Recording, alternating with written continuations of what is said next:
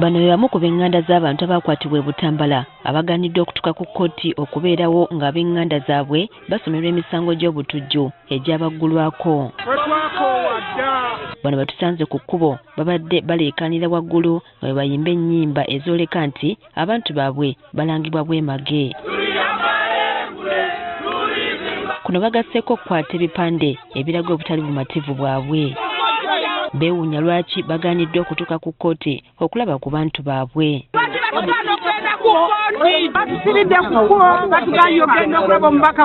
Baliko abantu ab'enjawulo be basonzeemu olunwe abali mabega w'ekikolwa kino. RDC Asani ne depute we Adamu tubadde tusaba e Butambala twatandise okuboola abantu.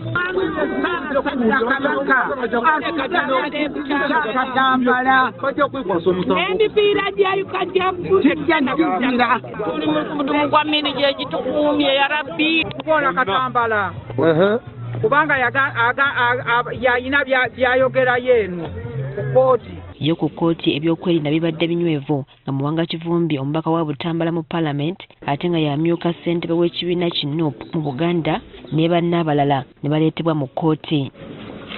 Olutuusiddwa mu kkooti omulamuzi Deogratius Ssejjemba asoose kwennyamira olw'abaana abato abavunaanibwa ku musango guno ababadde mu kkomera.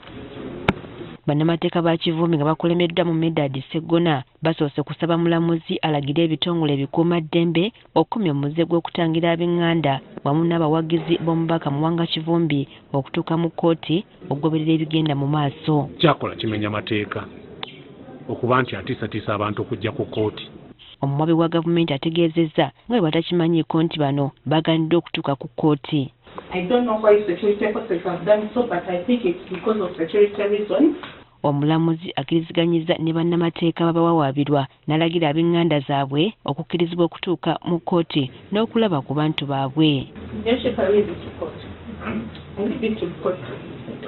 Omulamuzi Deogratius Ssejjemba era alaze obwennyamivu bw'agambye nti abamu ku baana abaakwatibwa balabikira ddala nti baana b'amasomero okubadde Muyinda Wilson w'emyaka 17 ne Muwada Paul naye nga wa myaka 17 baggyibwe mu kkomera Ekigo batwalibwe Naggulu ekumirwa abaana abato nga bwe bakola ku ky'okubakebera okumanya emyaka gyabwe emituufu.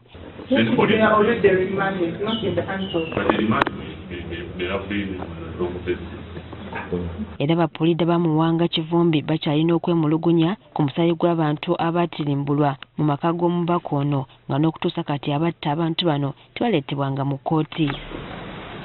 Bano era beemulugunyizza ku ky'omuwabi wa gavumenti okutegeeza nga bw'akyalina obudde obunoonyereza ku misango gino bano bo kye bawakanyizza.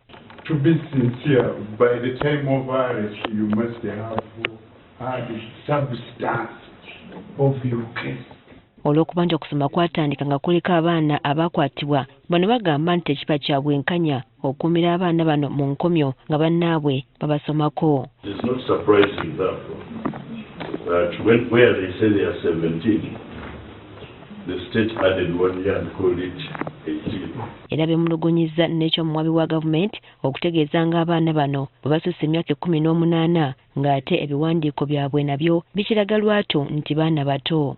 Ba students bano engeri gye bali nti bamanyi okuwandiika n'okugoberera abamu beeyambisibwa mu kuba nti ne bakuumaka n'obeera ng'abo bataddeko omusango bwe guti. Buli talowoozezza ku mwana nti agenda ku ssomero tebuuza ebimu byankomawo jjukira nti omwana alonda from 16 years and above. Abaana abo balina okuba mu masomero nabo mbalabe mu kkooti wano. Abaana abasinga babadde bayizi era baguddeyo ne bakakasa nti bayizi ate kyannaku n'okulaba nga ate basigadde nga babalekayo mu makomera tebafuddeeyo okulaba nti bano abaana baveeyo banguwe baddeyo mu byambibyo bagende basome. So kyannaku nnyo era tukivumirira. Abaana batalina musango kkooti yo terina kisa n'omukyalo oyo awolereza eby'emisango talina kisa ku bantu abataavu abatakibaza be baateekawo obulonda be baateekawo obululu obululu naye bateekawo obululu obukwatibwako abantu bamalira mu makomera. Kati omulamuzi alagidde oludda oluwaabi okumawo nga 31 bano lwe bagenda okukomezebwawo mu kkooti eno okunoonyereza ku misango egibavunaanibwa kuwedde. Abakwate baddisiddwayo ku alimanda Ekigo.